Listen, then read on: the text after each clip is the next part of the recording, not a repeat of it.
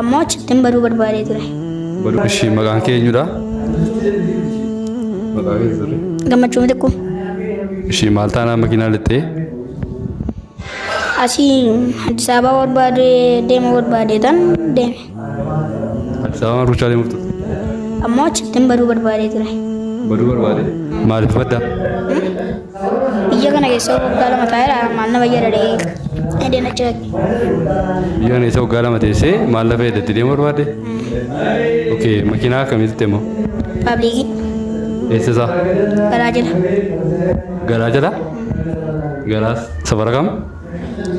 Safara gommaa fuuldura. Safara gommaa fuulduraa? Jala isaa moo irra keessa isaa? Jala isaa. Okay, achi jalatti mudannoo akkamitti mudate?